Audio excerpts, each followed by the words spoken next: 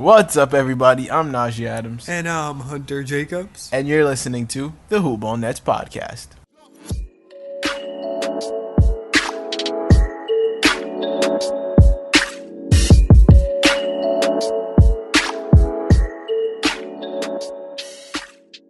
So we're back at it with this Nets coverage, and we just want to say, before we get into things, shout out to St. John's University, which we attend, for making the tournament. We believe they haven't made it as of yet. As of right now, they're about to play, Marquette in the Big East tournament. They're on the bubble, but it's looking good. So, yeah, this will be the first time since we've come to the school that they've made the tournament. So it'll be fun just to have our home team in the tournament. But, on to the Nets. Thank you guys for listening. Make sure you guys go leave a review on iTunes. You can look up Brooklyn Nets, Hoop Ball Nets. Either way we come up, leave a 5-star rating and review. All reviews are getting read on the podcast. For example, we have a new review from Melquan7, who I believe has left a review before. Definitely has. It's entitled Coach Atkinson. It's a 4-star. It's actually a question. It says, I think the coach is overrated. He is great in developing the players, for example, Joe Harris, Spencer Dinwiddie, etc. But as far as strategically, he gets outcoached a lot of times, and his rotations are untimely panicky. Right now, this time of season isn't the same as the beginning or the middle. It's the fight for the playoffs time. And I don't know if Coach Atkinson isn't showing any offensive or defensive counter strategies at all. He seems a decent coach that can develop excellent, but not a coach that can take the team to the next level. What do you think? So for me, assuming the Nets are a playoff team this season, which we're going to get into later, the next level would be championship contention or like top 2, top 3 seed in the East. I honestly think there's only 2 championship contending coaches in the entire NBA. Okay, so before he says this, there are teams that their players are good enough for any coach to make the finals or the conference finals, in our opinion. Like the Warriors. So no matter what their team is, this coach can lead them to the playoffs. That's the point. Yeah, so those 2 coaches, in my opinion, shouldn't be any surprise to anybody. Brad Stevens, even though the Celtics aren't having the best season, still Brad Stevens and Greg Popovich. I believe there's 3 tiers of coaches. The top tier, which just has those 2. Tier 2 and then Tier 3. Tier 2 are people like Mike Budenholzer, Mike Malone, Doc Rivers, Nate McMillan, Dwayne Casey. People like that. That's about it. And then most other coaches are Tier 3. Like the David Fitzdales of the world. Like the Luke Waltons. I honestly would put Atkinson somewhere in between Tier 2 and Tier 3. I don't think he's completely in Tier 3, but I don't think he's good enough to be in Tier 2. He's a phenomenal players coach. Phenomenal at player development, as seen by D'Lo, Dinwiddie, Caris LeVert. Is he the best strategic coach? Not at all. Not in the slightest. He doesn't draw up the best inbounds plays. Sometimes his rotations are a bit panicky, as you said. That is my least favorite part of him as a coach, his rotations. I've never been a fan of the Jared Dudley on the court.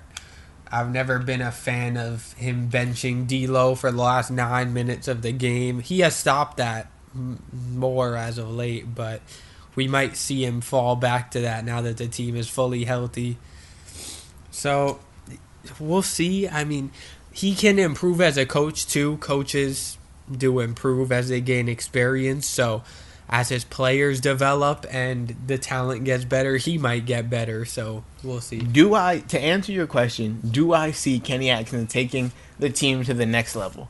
There's absolutely no reason to fire him right now. So he was not going to get fired this year, probably not next year. But if the Nets are in this wheel of mediocrity where they're just the 6th, 7th, or 8th, or maybe 5th, 6th, 7th, or 8th seed for the next 4 years, and let's say their team continues to get better and Kenny can't get them past the 5 seed, I can very much see them firing him and looking for coaches elsewhere.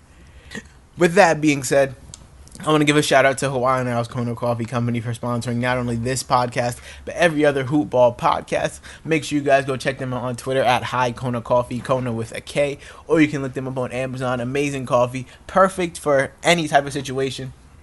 And make sure you go check them out. So, on to the game recaps. We're very aware that we haven't recorded in a good long while. But like we said, this is midterm season for us in school, and it's really hectic around March Madness time at St. John's.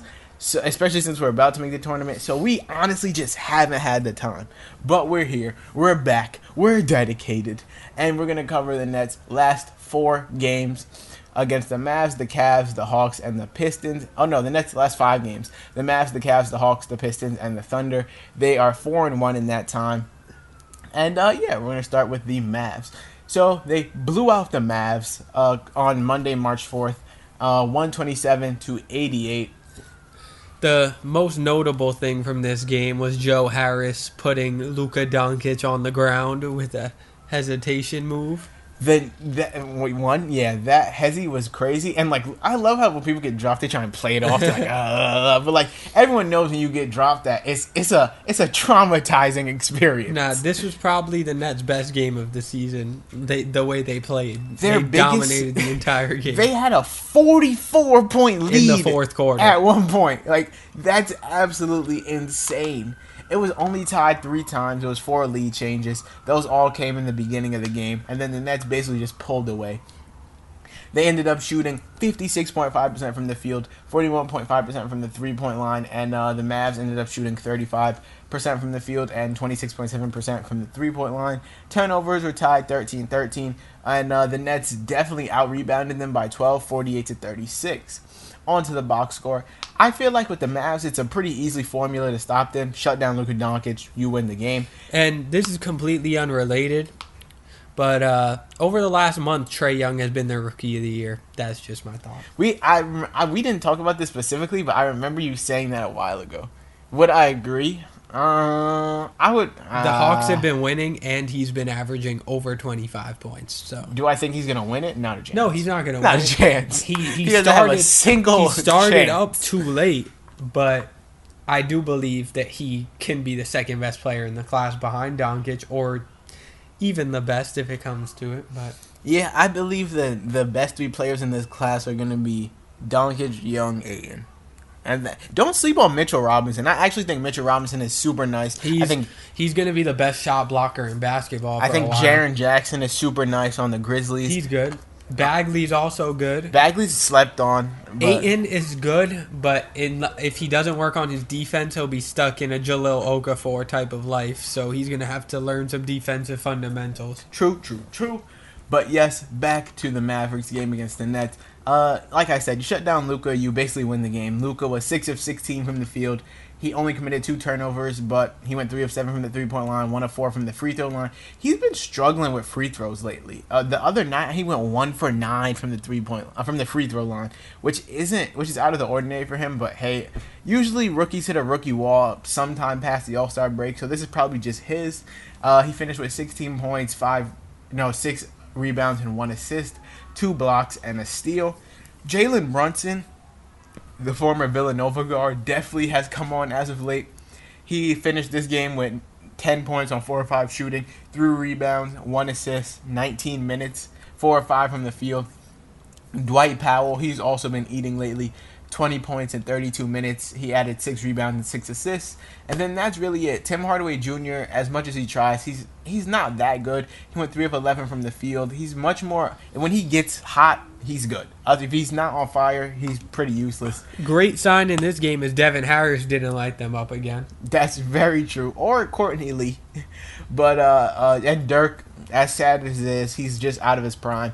2 of 13 from the field. This is his last season. He's just trying to go out regular. And then Joe Harris for the Nets.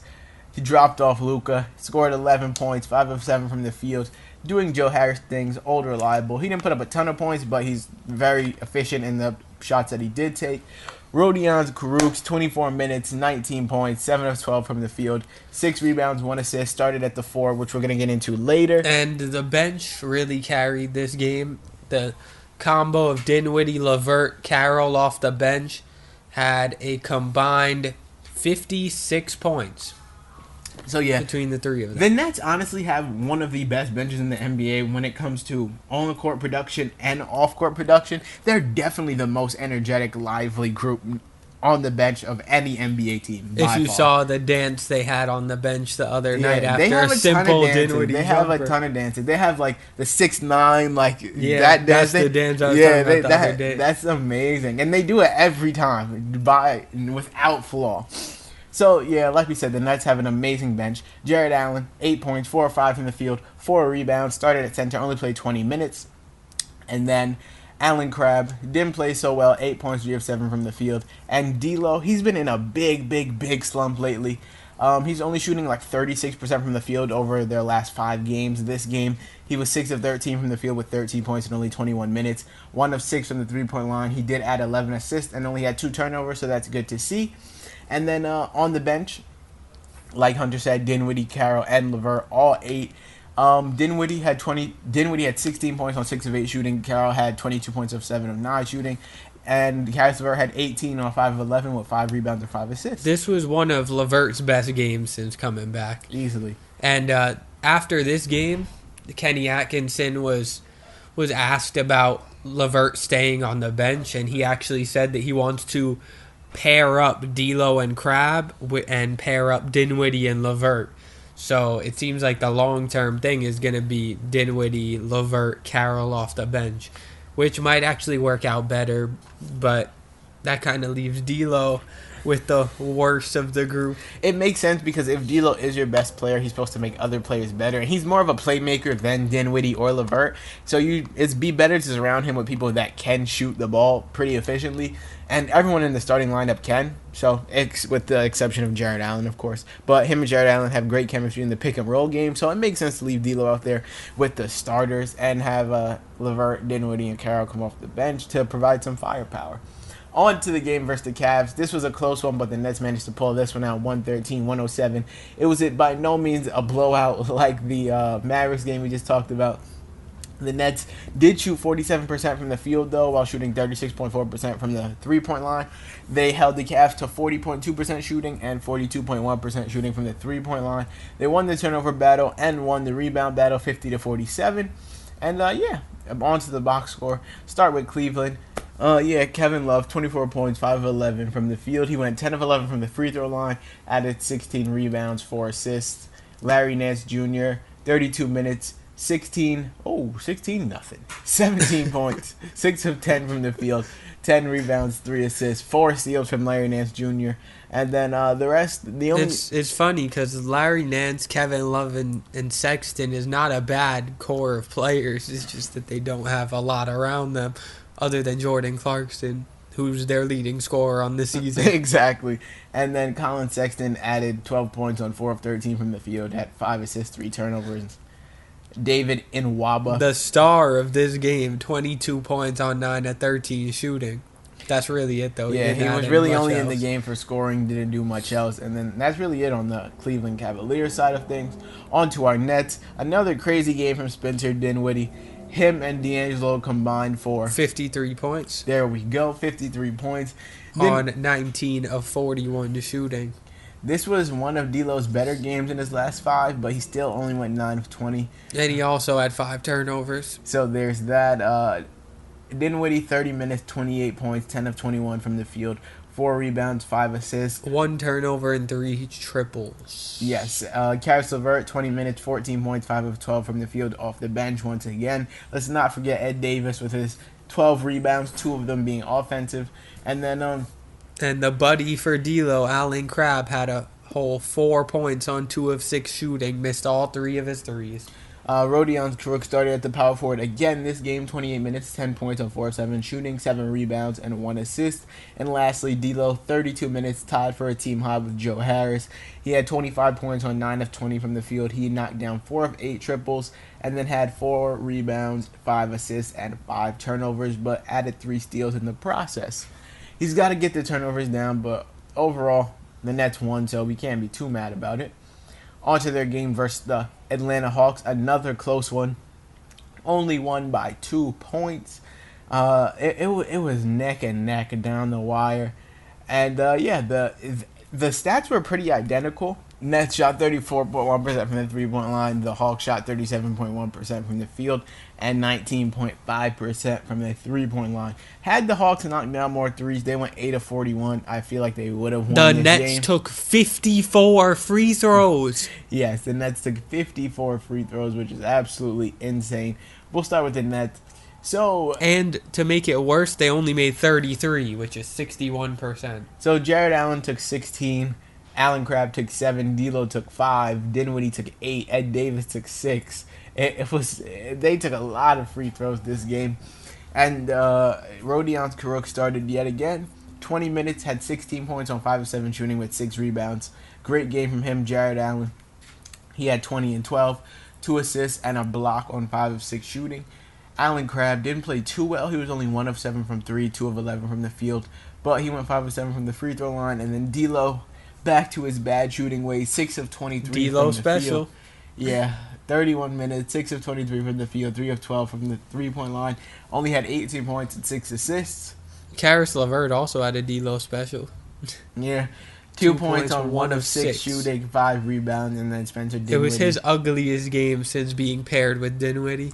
And then Spencer Dinwiddie rounded things out with 23 points on 7 of 14 shooting, knocked down 4 threes, 6 rebounds, 7 assists. Great game from Dinwiddie. On to the Hawks. John Collins and Trae Young is really all you have to worry about with them. And the Nets had to worry about him. Yeah. So combined, they had 56 points. And John Collins had 33 on 13 of 20. He had 19 rebounds. He has been killing this season. He's a monster. If their team becomes good, he's absolutely insane. he's going to be an all-star. He just doesn't get recognition because of the team that he's on right now. And then Trae Young scored 23 points. He had a triple-double. Yeah, he had 23, 11, and 12. 10 and 11. Yeah, I don't know where I got 12 from. 23, 10, and 11. He went 4 of 14 from the field, 2 of 4 from the three-point line. And 13 of 16 from the line. Shout out to Vince Carter, former Net. Didn't he take the game winner? Yes, and he bricked it. He missed. Yeah, he took the game winner. What a shame. Poor old Vince took the game winner. He played 25 minutes, 10 points, 4 of 13 from the field, 2 rebounds. Almost won the game for the Hawks, but unfortunately he did miss. On to their game versus the Pistons. They blew them out 103-75. They had a 31-point lead at one point, and things got out of hand late in this game. They basically locked the Pistons up, held them to 27.8% from the field and 23.5% from the three-point line, while the Nets shot basically 49% from the field and 35% from the three-point line. Things got crazy quick. So, Blake Griffin played absolutely terrible in this game. So did Luke Kennard, Langston Galloway, Drummond, Ellington, Reggie Jackson. No one on the Pistons played literally every single player on the team. There's not one person who you could say had a good game.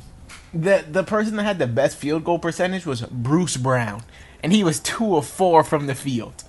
Other than that, it was Glenn Robinson and then Reggie Jackson's 3 for 8 for 6 points. Yeah, so Blake Griffin went 1 of 10. He shot 10% from the field, had 4 turnovers, 7 rebounds, 6 assists, and not a good game from him.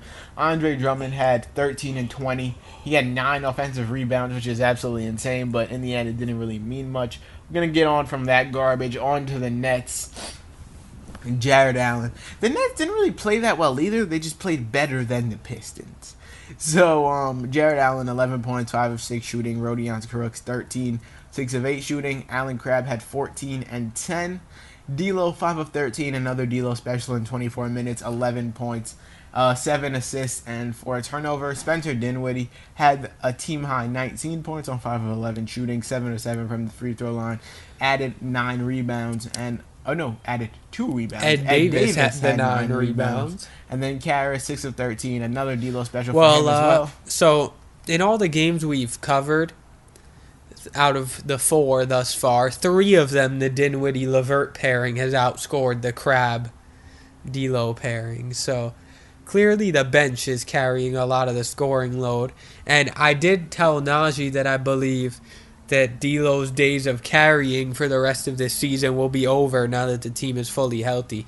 Not saying that he'll be bad, but I don't believe that he'll be scoring 39 points and taking as many shots as he was before. I think it's going to be a more balanced attack with everyone healthy and playing now. I don't think his run of dominance is over, because when you look at it, he still takes like 18 shots, 20 shots. He just can't knock them down.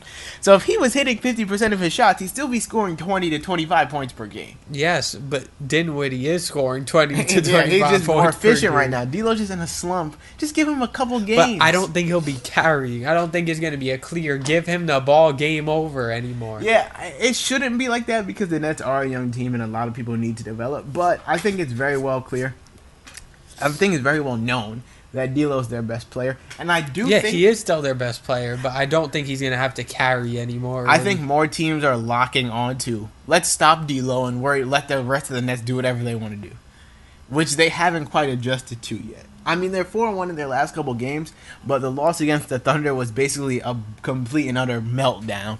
So let's get on to that game now.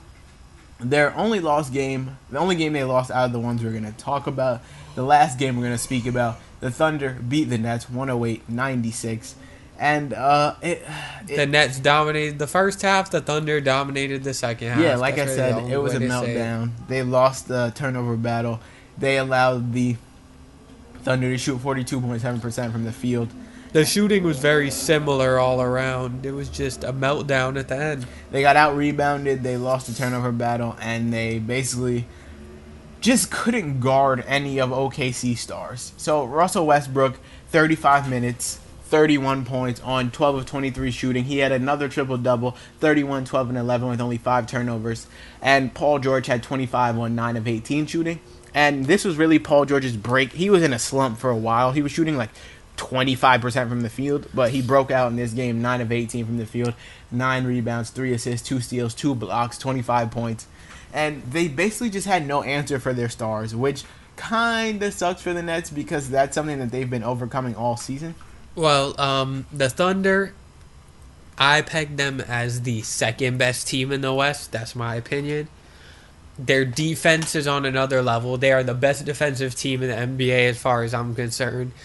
If they had Roberson back for sure, they'd be the best defensive team in the NBA because right now they have Terrence Ferguson at the 2, and we know Roberson is a lockup guard. But their offense is also not too bad, so they can give a lot of teams a run for their money if Westbrook starts to play efficiently and unselfishly when it comes playoff time.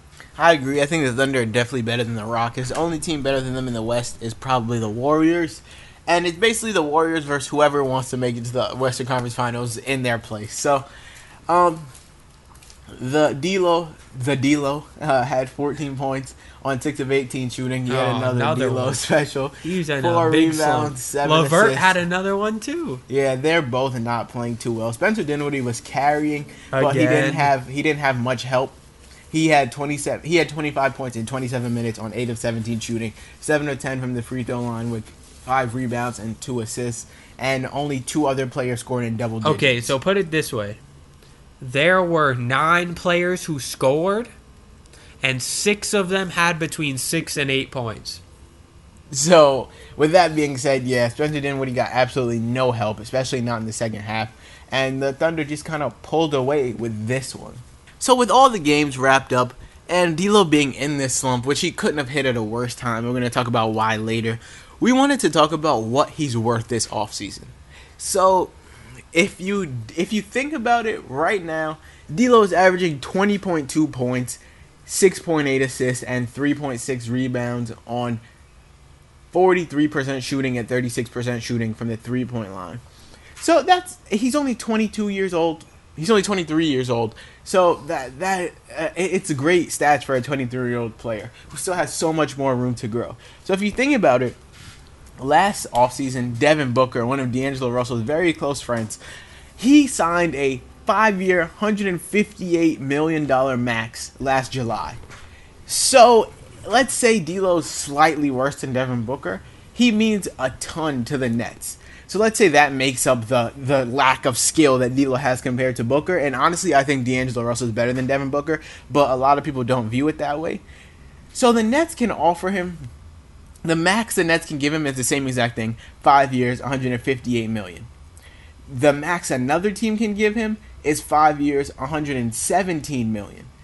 Do I think that the Nets are gonna match it? No, the max another team can give him is 4 years, $117 million. My bad. I think that the Nets are gonna have to match it because there's so many teams that have a ton of cap space this offseason and need a point guard. Well, see, the Nets have to really hope for one thing to happen. They need to hope that the Suns fall into Terry Rozier before they do D'Lo.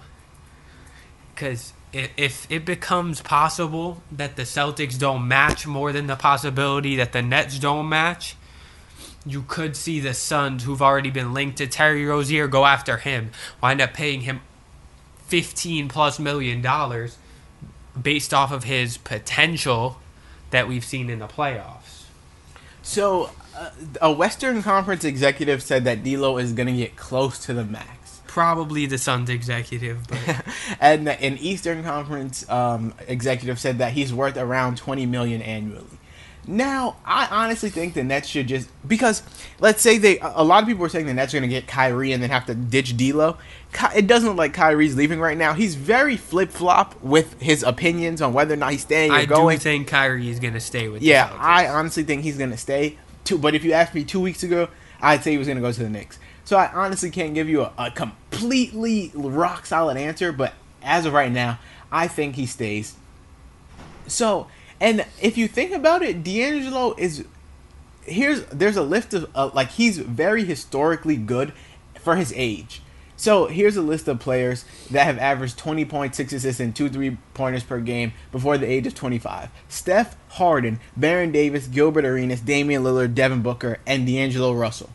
All of those guys are max guys, and Baron and Gilbert Arenas were considered top-tier guards when they were playing. Clearly good company to be in. Not one person on that list is bad. The worst player there is probably Baron Davis, other than Booker or Russell. Exactly. And then there's only 7 players to average 20 points and 5 assists with 2 threes per game who are under 28 in the league today. Kyrie, Beal, Kemba, Luka, Lillard, Booker, and Russell. Now, Kyrie, Beal, Kemba, Lillard, and Booker all signed big contracts. And I would bet money that Luka's going to get a big contract when his time comes. So, with that being said, I honestly believe D'Angelo Russell is very worthy of the 5-year, $158 million max that Devin Booker got. That's how much I think he's worth. That's just my opinion. I know a ton of people think he's worse than Devin Booker, blah, blah, blah. I think D'Lo's the better all-around player. Devin Booker's the better scorer. Everyone brings up, he scored 70 points. Okay, cool. The Celtics are basically giving that man the ball and letting him get the rock every single time and get buckets. But with that being said, I think D'Lo's worth the complete 5-year, $158 million max. Do I think he's going to get it? I don't know. I feel like, if anything, he's definitely going to get the 4-year, $117, because you have to remember, the Nets have a history of really messing with a whole bunch of teams' salary caps because they offered Allen Crabbe an insane contract, which at the time the Trailblazers matched. They offered Otto Porter an insane contract, which at the time the Wizards matched. And they offered Tyler Johnson an insane contract, which at the time the Heat matched. Yes, and do they match D'Lo? Probably. They have to. Probably. I mean, let's say the Suns give D'Lo a max and they don't match. Their next best option is probably Terry Rozier, because they're not going to get Kyrie. As much as the hope is nice, they're not going to get Kyrie. So then the hope shifts to Terry Rozier, who I believe is a very good point guard. Do I think he's D'Angelo Russell? No. But his defense is good. When he starts, he wins games. He wouldn't ruin the team if they get Terry Rozier. He'd keep them at a steady low-end playoff spot. They'd obviously need someone else to make them over the top. But let's say they can't keep D'Lo, or they don't want to match the max. I think Terry Rozier is probably their next best option. with that being said, we want to talk about our thoughts on Rodions Kurucs playing the 4, or Kenny Atkinson starting him at the 4. So, the 4 for the Nets has been a very controversial topic, and people have gone in and out of the lineup at the 4 for the entire season. And it looks like Kenny Atkinson has finally said that he's just going to leave Rodions Kurucs there. It's been Trevion Graham, it's been DeMarre Carroll, Rondae Ellis-Jefferson, all of them. And it seems Rhodey has done the best. He's I guess you can consider him a stretch 4 if you're going to say that. He's obviously not a 4 by his pure position. Yeah, he's not a dead-eye shooter either. He's just reliable. I could see him being like a lock-up defensive player once he gets more experience. And he has those tools. He only is averaging 5 rebounds per game, which is the most on the Nets besides Ed Davis. Over the past 2 weeks, besides Ed Davis, his 5.1 rebounds are the most on the Nets, outside of Jared Allen and Ed Davis. But someone like Miles Turner and Al Horford are only averaging 8 rebounds per game, so he's not that far off. So I don't think it's going to be that much of a problem for him to stay at the 4 for the remainder of the season. The season, no. I do believe he'll have to bulk up if he remains a 4. Right now, he has a similar body structure that people complain about Brandon Ingram when he was being placed there. On to the Nets' upcoming schedule. I honestly say that they won this 4-1. The 4-game win streak they just came off came at the perfect time. It's exactly what they needed because the rest of their schedule is insane. And D'Lo has picked the exact worst time to go into a shooting slump. Okay, so bottom line, the Nets, if they make the playoffs, are probably going to wind up as the 7 or 8 seed. It seems unrealistic right now to believe they'll stay at the 6 seed, even though that's where they are now. Because they have by far the hardest schedule in the NBA. So not even close. And it will be lucky if they even make the playoffs at this point. We talked about this on the last pod, but we can't stress it enough. So let's just a couple of their remaining games.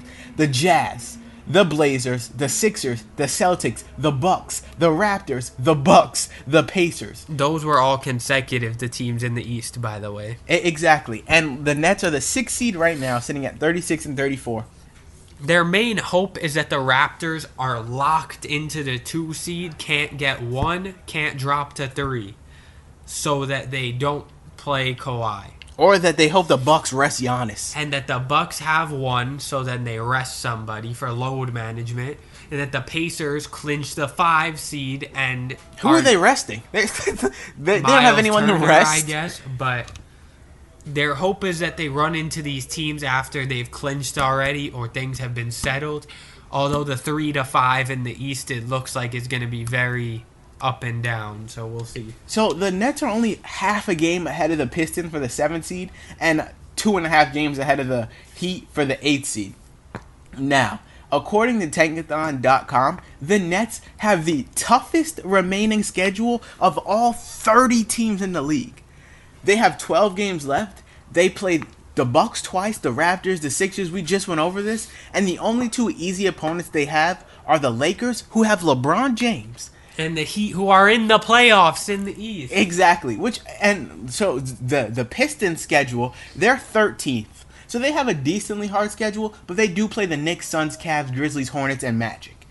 The Heat have the 7th hardest schedule, but they do play the Knicks, Mavericks, Wizards, Hornets, Timberwolves, and Magic. So they've got some winnable games. While on the Nets, unless they pull out a win, which I do think they're not going to lose every game they're supposed to lose, but they have to win the games they're supposed to win, which is something that isn't as easy as it sounds. I also believe, watch out for the Wizards, because they have the 28th hardest schedule. And their team is not as bad as their record says. So they have the 3rd easiest schedule for the remainder of the season. They play the Knicks, the Suns, the Bulls twice, the Grizzlies, and the Hornets. So I honestly wouldn't be surprised to see the Wizards squeak into the playoffs. They're only 4 games behind the Heat, basically, and they could very easily squeak into the 8th seed.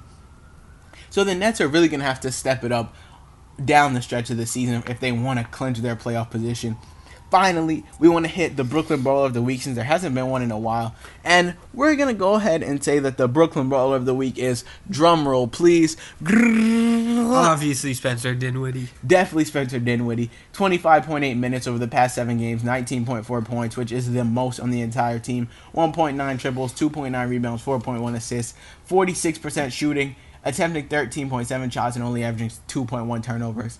He's also shooting 6.6 free throws per game and is probably the Nets' most frequent foul line visitor. So it's Spencer Dinwiddie, his Brooklyn Brawler of the Week award. He's been their most reliable source of offense over the past 2 weeks too. Like, someone you need to give the ball to and expect something to happen that's positive has been him. Although that does frequently happen with D'Lo, his struggles have made it harder to have faith. So yeah, I hope you guys enjoyed this episode. I promise. No, we promise. We're going to be more consistent. You won't have to wait another 2 weeks for another episode. Everyone pray for St. John's that we make the tournament, because we'll be going crazy if they do. So I hope you guys enjoyed this episode. They're currently losing to Marquette, by the way. They're getting in the Big East tournament. Yeah, they're losing by 8 right now in the first half with 6 minutes left. Hope you guys enjoyed this episode. Make sure you leave a review on iTunes.